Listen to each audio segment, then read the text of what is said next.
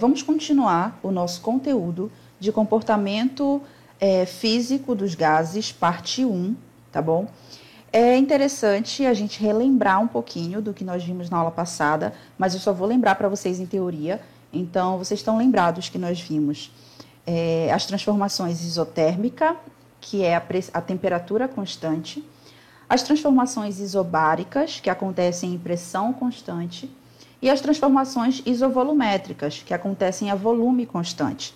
Mas nós também temos a equação geral dos gases, que correlaciona essas três variáveis, temperatura, pressão e volume, numa mesma equação, ok? O que nós precisamos entender a respeito dessas condições em que esses gases são estudados, né? Então, lá no nosso tópico, nós temos as condições específicas de temperatura e pressão, que são justamente as condições do meio onde esse gás está inserido, né? E nós podemos diferenciar, nós podemos classificar essas condições específicas em duas, tá? São as condições normais e as condições ambiente. Essas duas condições eu vou diferenciar agora para vocês, tá bom? As condições normais de temperatura e pressão, que a gente conhece largamente como CNTP, né? Praticamente todas as questões nós trabalhamos com CNTP, então vocês escutam bastante esse termo. São as condições normais da temperatura e da pressão em que esse gás está inserido. E essas condições, elas são padrão, elas são determinadas, né? Então, nós temos aí que a pressão nessas condições normais, ela está em 1 atm, que é a condição padrão que a gente sempre trabalha, né? 1 atm. Ou a gente pode utilizar também a unidade de milímetros de mercúrio. Aí já não é mais 1, é 760 milímetros de mercúrio ou 1 atm. Esses dois valores estão relacionados à pressão, tá?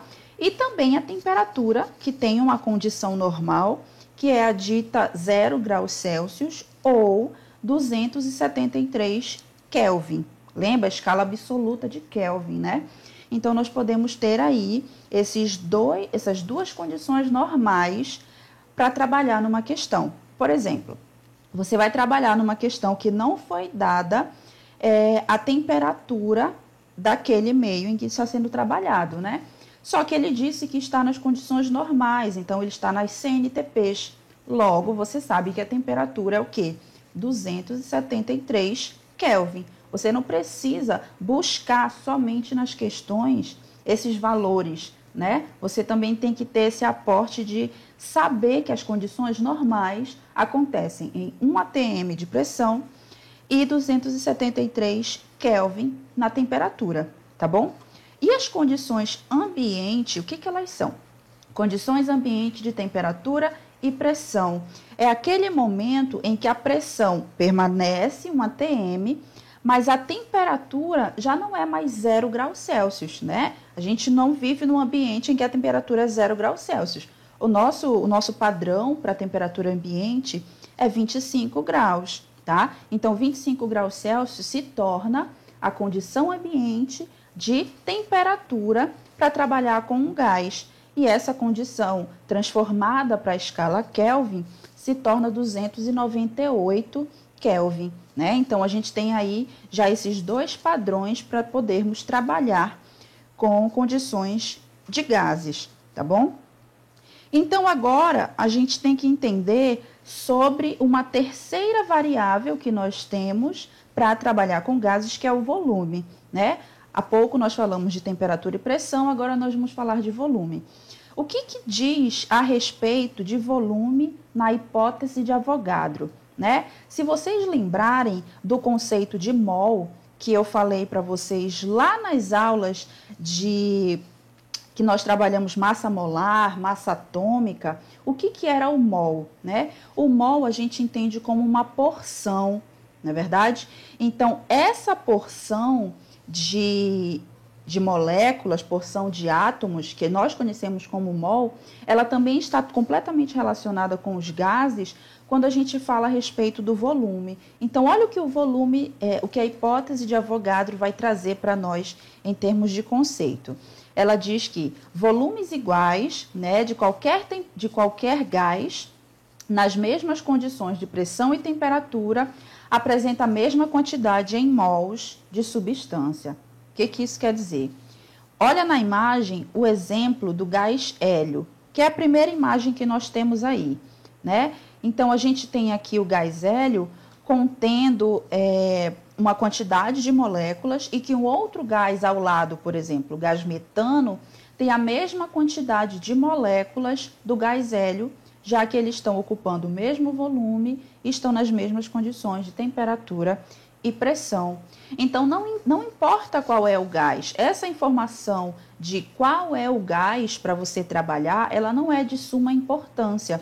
Você só precisa saber o volume que ele está ocupando, a pressão e a temperatura que ele está inserido, e você já pode trabalhar com essas informações. Vocês lembram que nós falamos na aula passada que o tamanho de uma molécula, ela não é tão significativa em relação ao volume que ela ocupa, isso quando ela está no estado gasoso, né? Então, o volume que ela ocupa é muito maior do que o seu próprio tamanho, não é verdade? Então, esse tamanho ou esse tipo de molécula, né, que vai estar lá inserida na forma de gás, não é tão importante, tá? Então, independente do gás, nós temos aí o mesmo volume ocupado. Aí, agora sim, a gente entra, né, no que é esse volume molar, né? Volume de 1 mol desse gás. Então, uma porção de qualquer gás, entenda a porção pela palavra mol, ela vai sempre ter a mesma quantidade de moléculas, a mesma quantidade atômica naquele gás, tá bom? Então, vamos ver aqui os exemplos. Olha a imagem. Vocês lembram qual é o valor da constante de Avogadro, né? E nós vimos agora mesmo a hipótese de Avogadro. E essa constante, ela volta para nós, tá? Que é o valor de 6,02 vezes 10 elevado a 23 moléculas de qualquer gás. Essa quantidade é o volume molar. Então, se nós temos o volume molar na CNTP, o que é CNTP? As condições normais, onde a temperatura é 0 graus Celsius e a pressão é 1 atm, esse nosso volume vai ser de 22,4 litros. Então, a partir de agora, nós temos mais um valor que vai ser para nós quase que uma constante, tá? Sempre que se falar em volume molar, você tem que lembrar que 1 mol de qualquer substância no estado gasoso, ela ocupa 22,4 litros. Só que nós temos também as condições ambiente, lembra? As condições ambiente, onde muda a temperatura de 0 para 25 graus Celsius, o nosso volume se altera em pouca coisa, mas ele passa a ser 24,6 litros, né? Então, de 22,4 para 24,6 litros é o nosso volume molar nas CNTPs e nas CATPs. São as condições ambiente, tá bom? Só que geralmente nas questões a gente utiliza condições normais, tá?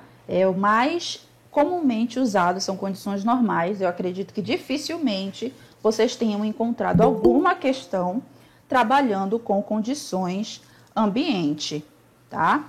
Agora, nós temos essa relação aqui só para mostrar para vocês, em forma de exemplo, tá? Que 1 mol equivale sempre a 6,02 vezes 10 elevado a 23 moléculas, né?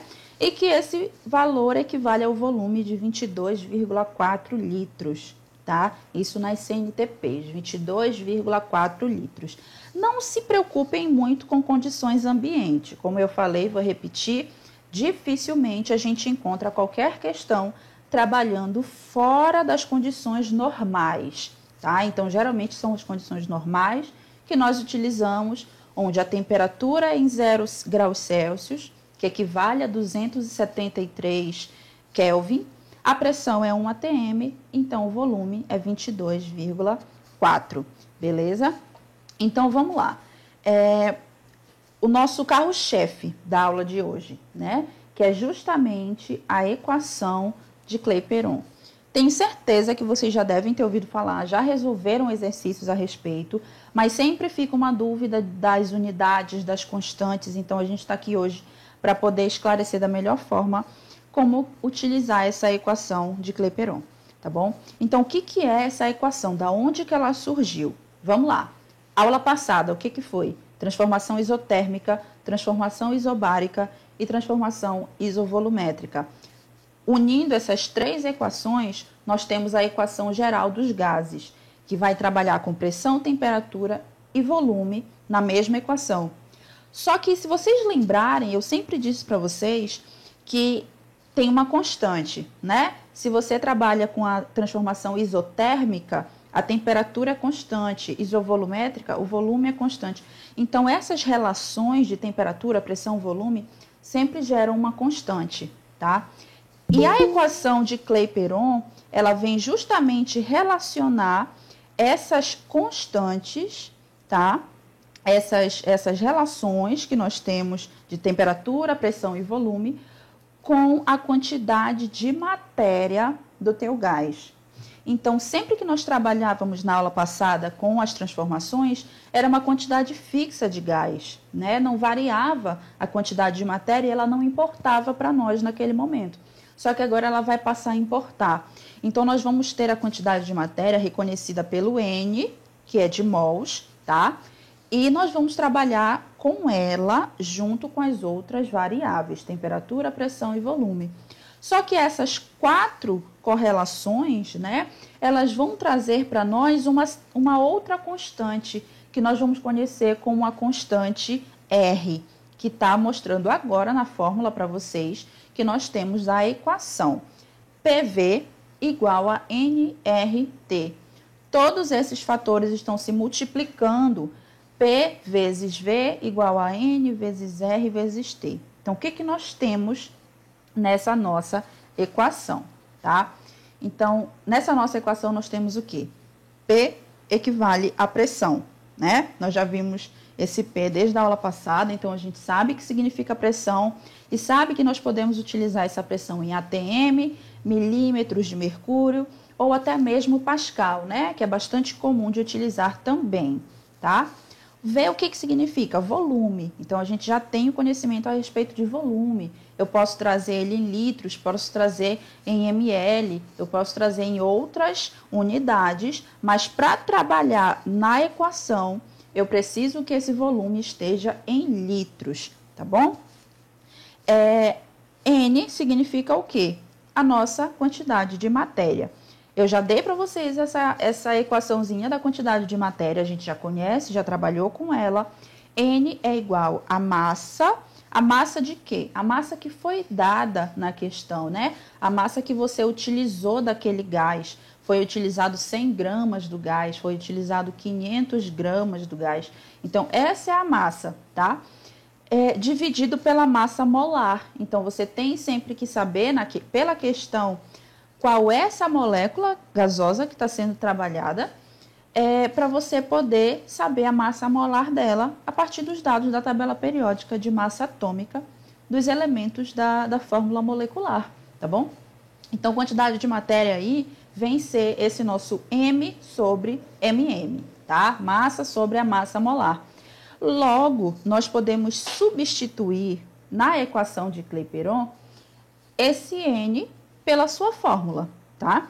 Eu trouxe alguns exercícios para vocês que vão estar utilizando essa segunda forma da equação, que é PV igual a M sobre MM vezes R vezes T, tá? Então, a gente só substituiu a variável N pela sua descrição matemática, que é massa dividida pela massa molar, tá bom? Aí sim, agora a gente vem para a nossa novidade, né? Que é a constante universal dos gases perfeitos. Essa constante, ela tem alguns valores já determinados, por isso ela é uma constante. Então, a gente precisa sempre saber em quais unidades estão as outras variáveis para poder escolher qual valor de R nós vamos utilizar. Por exemplo, vocês podem observar aí que nós temos o valor de R igual a 0,082 ATM, litro, por mol, Kelvin. O que isso quer dizer? Quer dizer que a minha pressão estava em ATM, meu volume em litros, a minha quantidade de matéria dada em mols e a minha temperatura em Kelvin, né? Mas nós temos um segundo valor, por exemplo, 62,3 milímetros de mercúrio litro. Então, quer dizer que a minha pressão foi dada em milímetros de mercúrio. Ou a minha pressão pode ser dada em pascal, né? Que aí a gente tem um R de 8,314 pascal metro cúbico. Quer dizer, o meu volume já foi dado em metro cúbico. Mas, professora, como que eu vou saber chegar nesse valor de R? Da onde surgiram esses valores de R? Eu vou já mostrar para vocês. Mas, para finalizar, a gente tem aí a temperatura, né? Que é reconhecida pela letra T na equação, que significa a temperatura absoluta dada na escala Kelvin, que vai ser sempre a quantidade de temperatura em Celsius somado com 273. Aí você pode utilizar o vírgula 15 ou não, tá? Aí já fica a seu critério. Geralmente a gente utiliza 273, já é uma boa aproximação. O vírgula 15 já é para cálculos bem mais exatos, tá certo? Para quem está entrando agora, nós já estamos na equação de Clapeyron. Essas são todas as funções que nós temos aí na equação de Clapeyron: pressão, volume, quantidade de matéria, constante universal dos gases e temperatura, tá?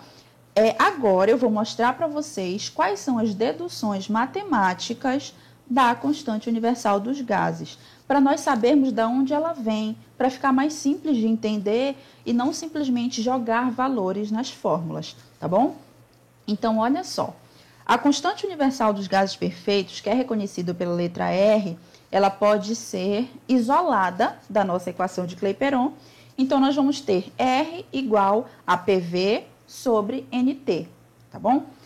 Agora, eu pergunto para vocês, como eu vou saber calcular o R se eu não tenho P, V, N ou T? Eu tenho, né? Nós mostramos para vocês aqui quais são as condições de temperatura, as condições normais, as condições ambientes. Então, aqui eu vou mostrar para vocês nas condições normais, tá bom? Então, olha só, como que eu vou achar o meu valor de R, tá? Eu tenho PV sobre NT. O que é o meu P nas condições normais? Um ATM, tá? O meu V vai ser o quê? Para 1 mol, né? O nosso padrão vai ser sempre 1 mol de qualquer substância. Então, eu tenho ali o volume padrão para 1 mol, que é o nosso volume molar, igual a 22,4 litros. O meu N vai ser 1 mol, então eu utilizei o volume de 1 mol e a quantidade de matéria é 1 mol também, né? E a minha temperatura padrão é o quê? Né? Nas condições normais, 273. E eu posso utilizar ali o vírgula 15, por quê? Porque eu quero um valor exato, eu vou trabalhar com uma constante. Então, esse meu valor tem que ser o mais próximo do real, né? Então, eu encontrei o meu R de 0,082 atm litro por mol Kelvin. Ele tem exatamente essa unidade imensa, que é a união das 4 unidades de pressão, volume, temperatura e quantidade de matéria, tá? Então, sempre vai ficar atm litro por mol Kelvin. Se você utilizou essas unidades, sempre vai ser essa descrição bem grande mesmo para a constante R, tá bom? Então, essa é a primeira dedução. A segunda dedução, ela já vai trabalhar com a pressão também nas CNTPs. Entretanto, nós vamos trabalhar com milímetros de mercúrio. Então, se vocês observarem ali, eu só troquei um ATM por 760 milímetros de mercúrio e eu obtenho o meu valor de R, que pode ser usado quando a minha pressão, lá nas minhas questões, quando vocês forem fazer algum exercício, vier em milímetros de mercúrio, você utiliza esse valor de R, 62,3. Você não vai precisar transformar a tua pressão para ATM para poder usar o R de ATM, não. Você já tem um R para milímetros de mercúrio, tá bom? Então, a nossa terceira dedução agora, ela vai falar da pressão na unidade Pascal, tá bom? Prestem bastante atenção agora, porque a próxima dedução ela vai ser um pouco diferente, mas ela é até uma curiosidade para quem está estudando os gases, tá? Então, aqui nessa terceira dedução, nós temos a pressão em Pascal, que equivale a 1 atm, tá? Então, 1 atm é igual a 101.325 Pascal, tá? Esse é o valor exato de atm transformando em Pascal. Quando nós fazemos o valor de R, nós encontramos 8,309 Pascal metro cúbico por mol Kelvin. Então, se vocês observarem aí, o nosso volume molar também foi transformado em metro cúbico, tá? Se vocês lembrarem, 1 metro cúbico equivale a 1.000 litros. Então, para você transformar de litro para metro cúbico, você divide o teu valor do volume molar. E quando nós dividimos 22,4 litros para 1.000, nós temos justamente 0,0224 metros cúbicos, tá bom? Então, esse nosso valor de R, ele é um pouco diferente dos outros, porque ele já traz a nossa pressão em Pascal e o volume também não está mais em litros, ele está em metros cúbicos, tá bom? Agora sim, a gente vai passar para uma quarta dedução do valor de R, que é essa curiosidade que eu trouxe para vocês, que pode pegar alguém no susto, tá? Talvez alguém já tenha ouvido falar nesse valor de R, que é igual a 8,314 Pascal metro cúbico por mol Kelvin. É um valor comum? É. Mas se você pensar da onde ele veio, é uma história diferente, tá? Da onde que vem esse valor, se você também está utilizando a pressão em Pascal, mas já não é o valor de 101.325. Agora você tem um valor que a IUPAC começou a chamar de condições padrão de temperatura e pressão. Professora, mudou as CNTPs? Não. A CNTP continua a mesma coisa. Pascal continua sendo 101.325.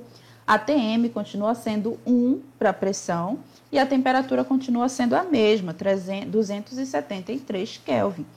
Só que a partir de 1990, tá? A IUPAC, ela começou a não mais aceitar a pressão em Pascal como 101.325. Eles mudaram, então deixou de ser o valor normal, que são as condições normais de temperatura, e passou a ser chamado, né, conhecido por condições padrão de temperatura e pressão, tá? Então, quando a gente muda de condições normais para condições padrão, esse valor de Pascal, ele mudou. E quando ele muda, a gente joga na nossa fórmula de novo e encontramos um novo valor de R. Aí, se vocês olharem agora lá para a fórmula da quarta dedução matemática que nós fizemos, o valor do volume molar também mudou. Claro que mudou. Presta atenção. Se para achar o volume tu precisa da temperatura e da pressão, se a tua pressão mudou, o teu valor do volume molar também vai mudar, né? Então, agora nós temos que nas condições padrão de temperatura e pressão, o nosso volume molar é 22,7. Esse sim é mais comum do que as condições ambiente, que nós vimos lá atrás, tá? Que era 24,6 litros. Esse realmente a gente quase não usa. Mas agora sim, as condições padrão é mais comum de você encontrar. Então, caso você encontre alguma questão falando de CP/TP, que são condições padrão de temperatura e pressão, você já sabe que a tua pressão em Pascal equivale a 100.000, tá? E o teu volume molar é de 22,7. Só isso que mudou? Sim. Aí o teu valor de R muda também, porque tu tem uma pressão e um volume diferente. Tu vai utilizar um valor de R de 8,314 Pascal metro cúbico por mol Kelvin. Mas, professora, se a minha pressão vier em Pascal, qual R eu vou utilizar? Ou a questão ela vai te dizer que está nas condições padrão, ou está nas condições normais, tá? tá? Ou ela está na condição padrão de temperatura e pressão, ou ela está nas CNTPs. São as condições normais que a gente já sabe qual é. E você vai utilizar o 8,309 Pascal metro cúbico por mol Kelvin. Só que muito facilmente esse valor de R, ele vem para ti na tua questão, porque é uma constante que tem diversos valores, né? Como a gente acabou de deduzir aqui. Então, muito provavelmente ela já vem na tua questão como um dado, assim como os valores de massa atômica ou massa molar da substância podem também vir na questão, tá? Então, não entre em pânico na hora da prova para lembrar do valor de R. Não, muito provavelmente ele vem, tá? É muito provável que o valor de R venha para vocês como forma de dado na questão. Vocês já vão ter que saber se as tuas variáveis lá na tua questão estão na mesma unidade do teu R, que ele pode dar essa pegadinha, né? Trazer a tua questão em ATM, dar o teu R, por exemplo, em milímetros de mercúrio, aí tu vai ter que o quê? Modificar a tua pressão, né? Para adequar com a tua constante, que já está em milímetros de mercúrio. Então, é só saber trabalhar sempre com as mesmas unidades. Começou com ATM, termina com ATM, tá? Isso daí vale para todas as outras unidades também, tá bom? Então, a respeito da constante universal dos gases perfeitos, era isso que eu tinha para falar para vocês. Agora, que viria a parte de estequiometria com gases, o que eu pensei com meus botões aqui?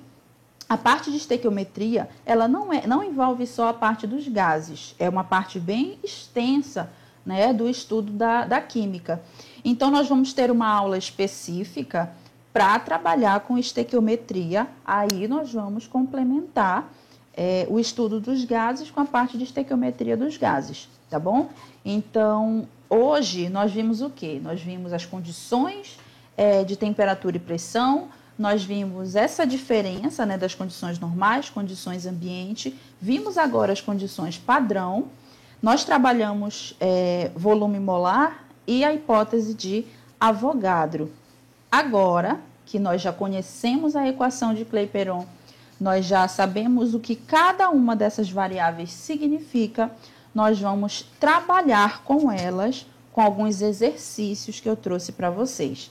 Então, hoje nós vamos trabalhar até uma parte intensa de exercícios. Eu trouxe alguns exercícios bons para a gente trabalhar isso daqui, da parte de equação de Clapeyron. E volto a dizer, né?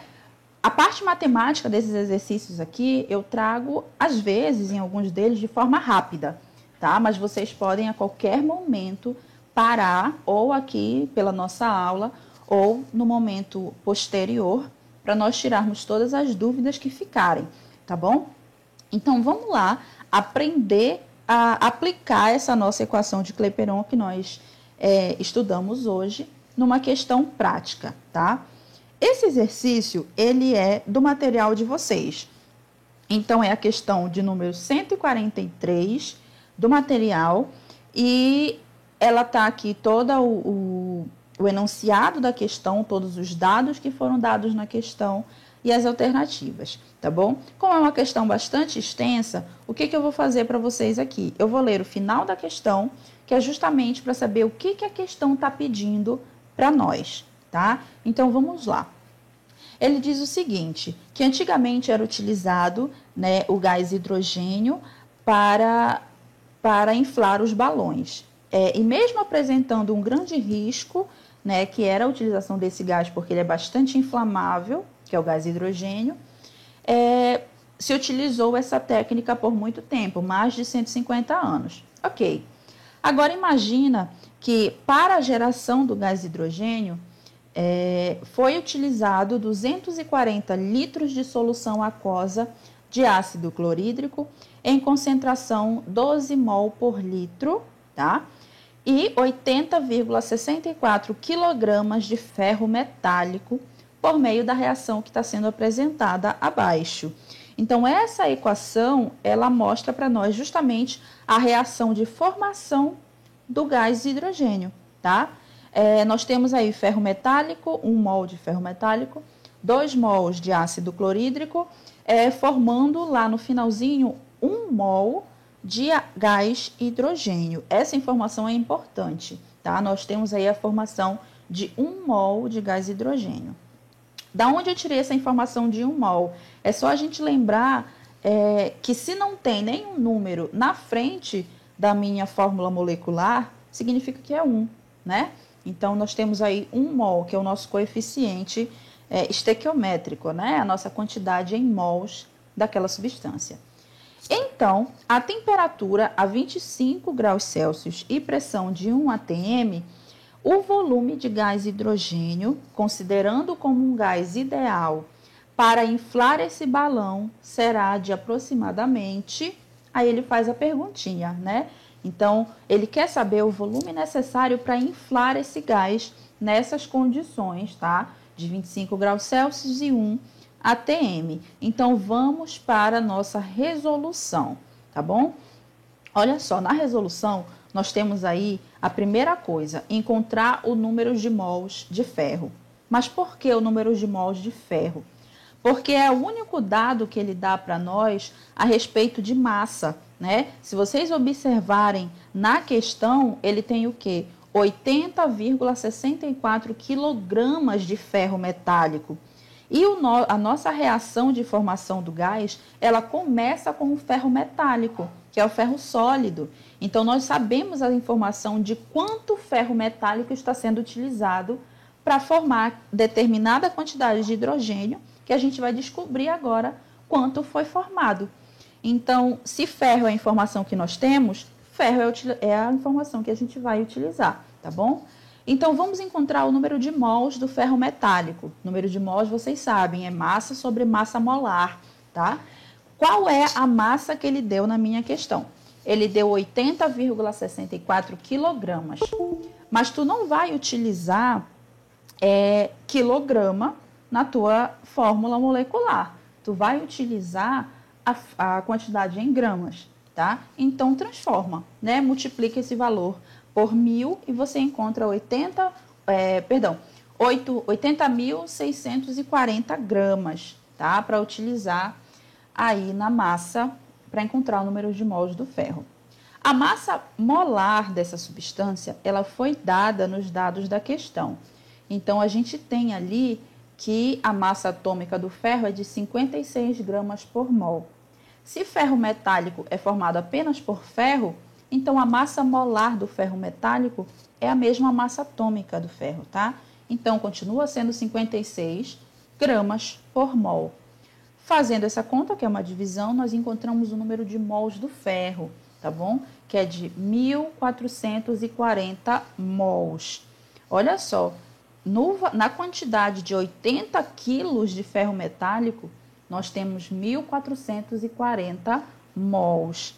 Aí eu pergunto para vocês lembram da informação que eu dei a respeito da quantidade de mols formados, né? Então, o que a gente tem ali? Na reação, nós temos 1 mol de ferro metálico no início, na parte do reagente, tá? Que vai formar 1 mol de gás hidrogênio. Então, a nossa comparação, né, é de 1 para 1, tá? A nossa proporção de formação é de 1 mol para 1 mol.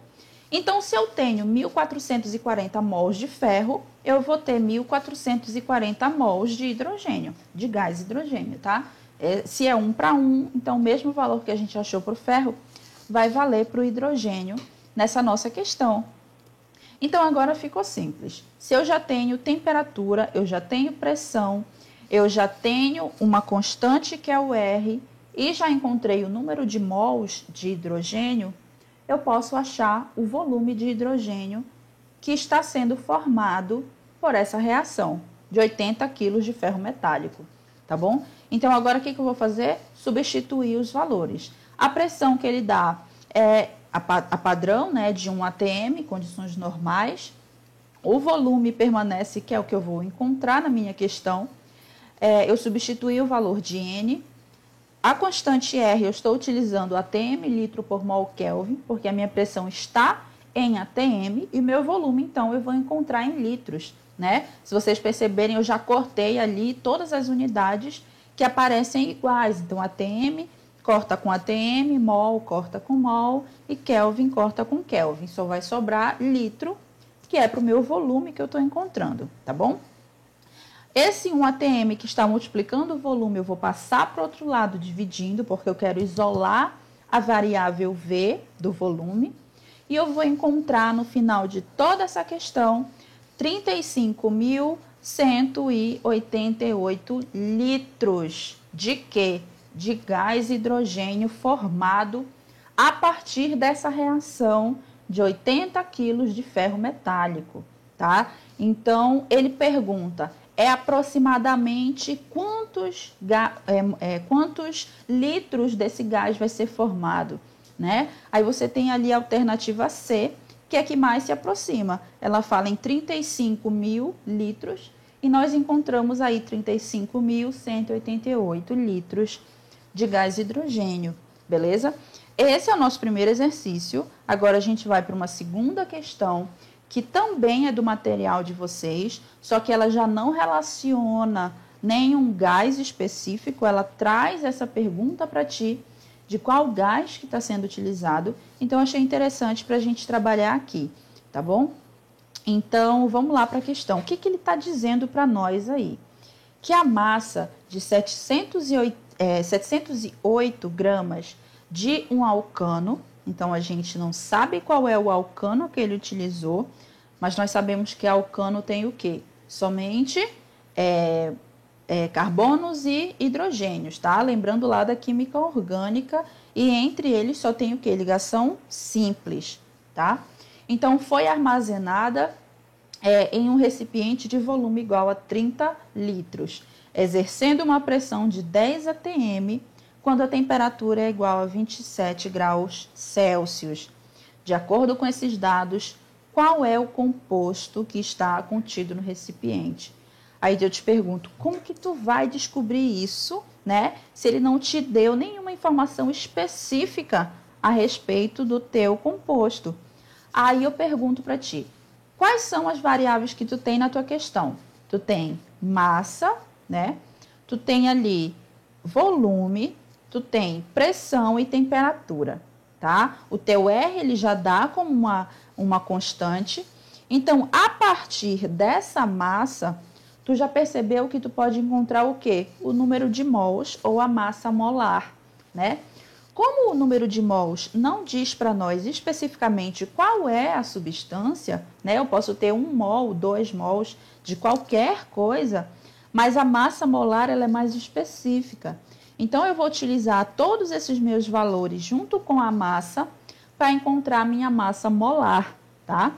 Então, eu vou utilizar a equação de Clapeyron, mas ela vai estar de uma forma diferente, tá? Essa primeira resolução, a gente vai encontrar o número de mols, mas da segunda maneira que eu mostrar para vocês, a equação ela já vai estar modificada. Então, vamos lá. A primeira resolução, ela traz PV igual a nRT. Você substitui todos os valores que você tem e o único que você não tem é o número de mols. Então, você encontra no final um número de mols igual a 12,19 mols. Isso significa o quê? Que a tua substância que está numa massa de 708 gramas ali, ela tem 12,19 mols. Só que tu ainda não sabe qual é a substância. Então, o que tu vai fazer? Jogar na fórmula da massa molar desse alcano para encontrar qual é o alcano, né? Então, a gente modifica a nossa equação, isola a massa molar, que é o que a gente quer encontrar. Nós temos massa e temos quantidade de matéria. Substitui os valores e você vai encontrar ali o valor de 58,08 gramas por mol. Se você olhar para os dados da questão, ele te dá a massa atômica do carbono e a massa atômica do hidrogênio, que são os únicos 2 elementos químicos relacionados aos alcanos, tá? Se você fizer a massa molar de todas as substâncias das alternativas, que são etano, butano, metano e propano, você encontra a massa molar do butano como sendo 58 gramas por mol, né? Então, a gente tem ali 12 multiplicado por 4, porque é um butano, então são 4 átomos de carbono, né? E a quantidade de hidrogênios você soma e encontra o valor de 58 gramas por mol. Então, nós encontramos qual era o nosso alcano sem saber, né, de qualquer informação específica a respeito dele. A segunda forma de resolver essa questão, ela traz justamente a nossa equação de Clapeyron modificada, tá? Ela já está aí na tela para vocês, então ela quer dizer o quê? PV igual a M dividido para MM, né, que é a nossa massa, dividido pela massa molar, que foi o que a gente encontrou, afinal, a massa molar, né? Vezes R vezes T. Então, ficou mais simples dessa forma, porque só com uma equação tu já encontrou o teu resultado final, que é o valor de 58 gramas por mol, e você sabe que esse é o valor da massa molar do butano, tá? Porque tu já sabe calcular a massa molar de substâncias. Então, essa questão ela é simples. Era só você perceber que você precisa ter o conhecimento a respeito do cálculo da massa molar das substâncias, tá bom? Então, uma terceira questão que tem aí para vocês já é exercício extra, tá? Não está incluído no material dos nossos estudos. É um exercício que eu trouxe de fora para a gente poder aplicar isso em coisas um pouco diferentes, tá bom? Em conceitos diferentes. Então, vamos lá para essa questão, que é da Universidade Federal do Ceará, tá? As pesquisas sobre materiais utilizados em equipamentos esportivos são direcionadas em função dos mais diversos fatores. Por exemplo, no ciclismo, é sempre desejável minimizar o peso das bicicletas para que o alcance dos ciclistas tenha um melhor desempenho, né? Dentre muitas, uma das alternativas encontradas foi justamente inflar o pneu das bicicletas com gás hélio, por ser um gás bastante leve, né? Essa massa de hélio necessária para inflar o pneu de 0,4 litros e de volume, com uma pressão correspondente a 6,11 atm a 25 graus Celsius, será de quanto? Então, ele quer saber a massa de hélio necessária para encher um pneu da bicicleta. Esse pneu tem um volume, uma pressão e uma temperatura determinados na questão, tá? Então, ficou bem simples. Eu acho que vocês já até sabem como resolver essa questão. É o quê?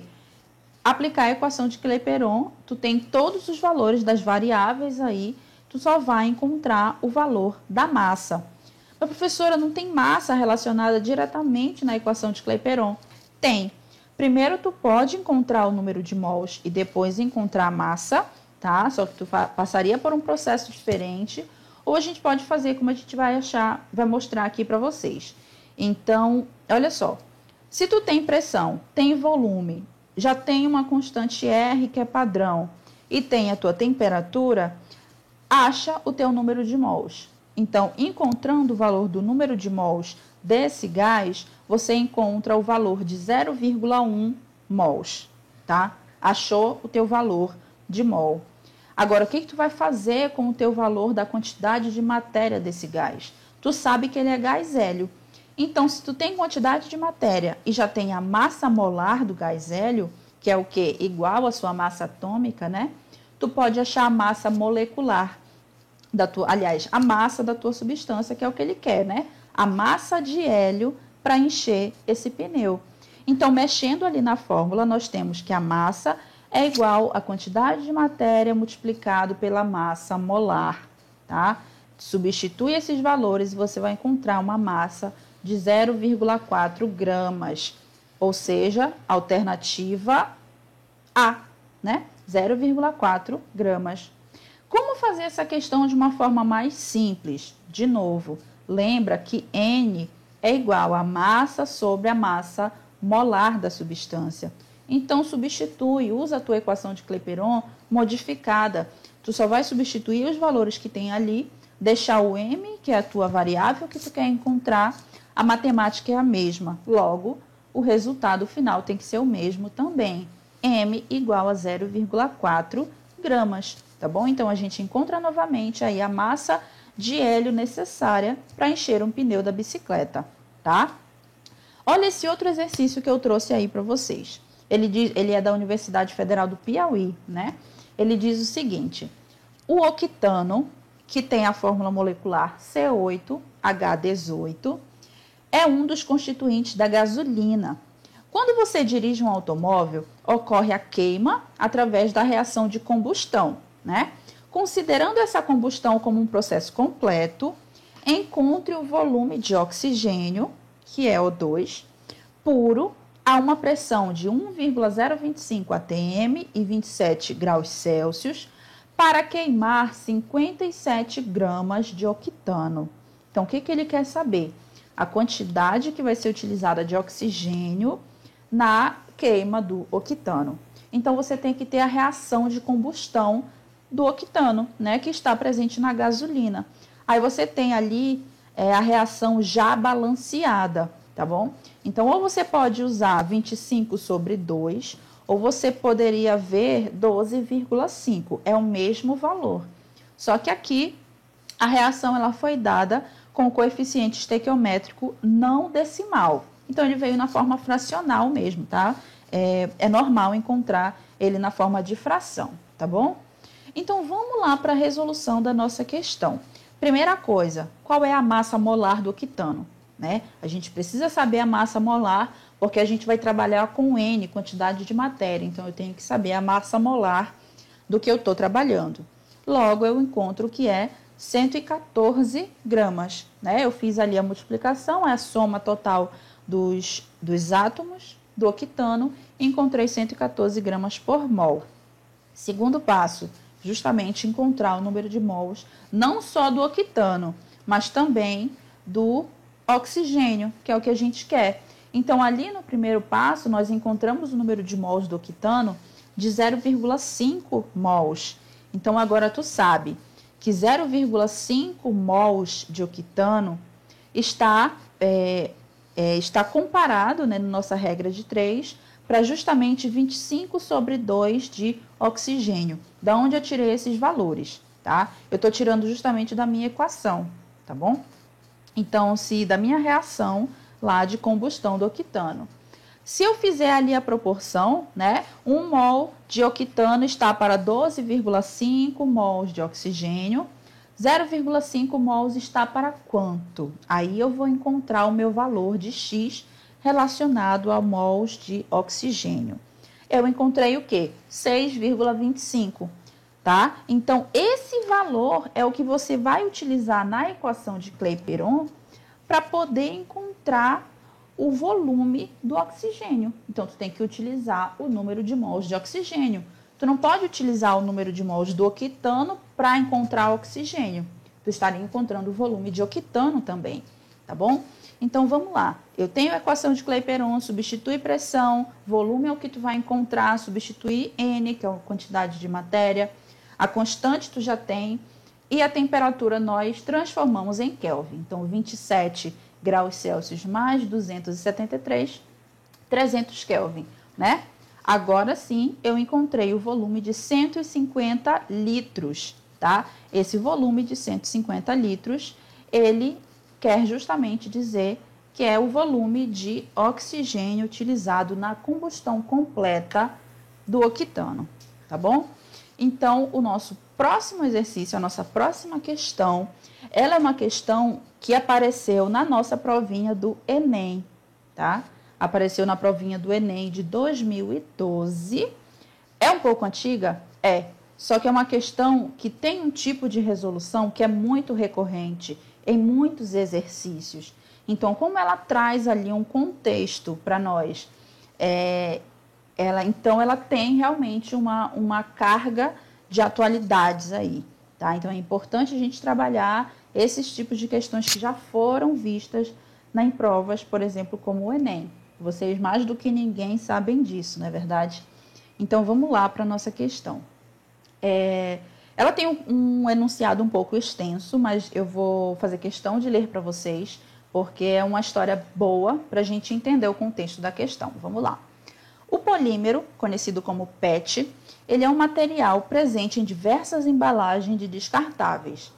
pode levar centenas de anos para ser degradado e o seu processo de reciclagem requer um grande aporte energético.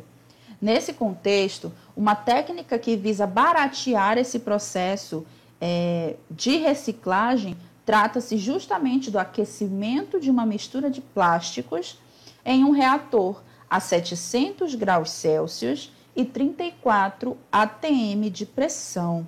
Isso promove a quebra das ligações químicas entre os átomos de hidrogênio e carbono da cadeia do polímero PET, produzindo então gás hidrogênio e compostos de carbono que podem ser transformados em microesferas e serem utilizados em tintas, lubrificantes, pneus, dentre outros produtos. Então, a formação principal da degradação do PET é justamente o gás hidrogênio.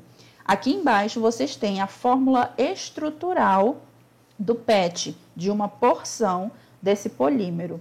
Considerando o processo de reciclagem do PET, para tratar 1.000 gramas desse polímero com rendimento de 100%, o volume de gás hidrogênio liberado nessas condições encontra-se em qual intervalo? Então, ele dá nas tuas alternativas intervalos, né, de volume. Ele não dá um valor exato. Tu vai ter que encontrar o valor do volume e observar em qual intervalo ele está inserido, tá bom? A tua questão, ele traz os dados da constante dos gases, da massa molar do PET e da equação de Clapeyron. Então, vocês podem ver, como eu falei, que esses dados, eles são trazidos nas questões para vocês, né? Então, não precisa ter tanto medo de trabalhar com esse tipo de problema, de reação, se os dados são trazidos, inclusive, até a fórmula da equação dos gases a ser utilizada também foi mostrada na questão, tá bom? Então, sem pânico, vamos agora para a resolução da questão do PET, né? Vamos lá. Primeira coisa, o que tu quer saber? Tu não vai trabalhar com o volume de gás hidrogênio? Sim. Então, tu tem que saber a quantidade de mols, a quantidade de matéria de hidrogênio para te poder jogar na fórmula de Clapeyron, né? Que trabalha com o número de mols. Então, se o volume a ser encontrado é de gás hidrogênio, o teu valor de quantidade de matéria tem que ser do gás hidrogênio, tá bom? Então, vamos lá olhar para essa forma da regra de 3. 1 mol de C10H8O4 está para 4 mols de hidrogênio. Professora, da onde veio isso? Vamos lá. Eu não sei a fórmula molecular do PET. Então, eu vou olhar para a questão e vou ver que essa porção que está sendo mostrada na fórmula estrutural, que equivale a uma porção da minha substância, porção é o quê? Mol, né? Então, eu tenho ali 10 átomos de carbono, 8 átomos de hidrogênio e 4 átomos de oxigênio. Isso tu pode contar olhando para a tua estrutura, tá? Então, olhou para a estrutura, contou a quantidade de átomos, fez a fórmula molecular, você sabe que aquilo é 1 mol de substância. No caso, essa substância é o PET. Essa substância está para 4 mols de hidrogênio. Mas como eu sei que são 4 mols de hidrogênio? Da onde eu tirei isso? Vamos lá. Qual é a fórmula molecular do gás hidrogênio? H2. Quantos hidrogênios eu tenho na fórmula molecular do PET? 8. Então, se eu fizer a proporção, né, para o gás hidrogênio, eu sei que 4 mols de gás hidrogênio já comportam a quantidade de hidrogênios que vão ser liberados da molécula de PET. Lembra, aquele aquecimento da molécula, ele está quebrando essa ligação carbono-hidrogênio. Então, ele libera o hidrogênio e toda essa quantidade de hidrogênio liberadas vai formar o gás hidrogênio, tá bom? Então, eu tenho ali a formação de 4 mols de gás hidrogênio. Nos teus dados da questão, ele dá 192 gramas por mol, sendo a massa molecular dessa porção do PET, né? Essa porção ali que está entre parênteses. Então, essa massa de PET, de 192 gramas, está relacionada com 4 mols de hidrogênio, que foi o que formou, não é verdade? Só que quantos gramas de PET ele utilizou? Tá lá na questão, ele utilizou 1.000 gramas desse polímero. 1.000 gramas é 1 quilo, né? Então, ele pegou 1 quilo de PET, tá? E quer saber quanto vai ser formado de hidrogênio a partir desse 1 quilo. Então, eu monto ali a minha regra de 3 e encontro o valor do número de mols de hidrogênio. Significa que para cada 1.000 gramas de PET, eu vou ter 20,8 mols de gás hidrogênio sendo liberados, tá? Só que eu não resolvi ainda a minha questão. Eu só interpretei até agora os meus dados e encontrei o valor de mol de hidrogênio para poder usar na minha equação de Clapeyron. Então, vamos lá, agora sim, utilizar a equação. Primeira coisa, o que você vai encontrar? O volume. Então, ele não vai ser substituído, né? Você substituiu a pressão, substituiu o valor de N, que você encontrou para o gás hidrogênio. A tua constante, ele já deu na questão 0,082.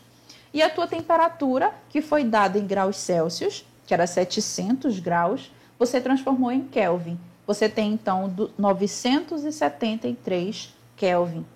Agora é simples, né? Passa esse 34 dividindo para o outro lado, para te isolar o teu volume, e encontra o valor de 48,8 litros. 48,8 litros de gás hidrogênio liberado na queima, na degradação de 1.000 gramas de PET, tá? Então, você tem aí a alternativa A, né? Que está no intervalo de 40 a 60 litros. Nós encontramos ali 48,8 litros de gás hidrogênio, tá bom? Então, é justamente dentro do intervalo ali da alternativa A, tá?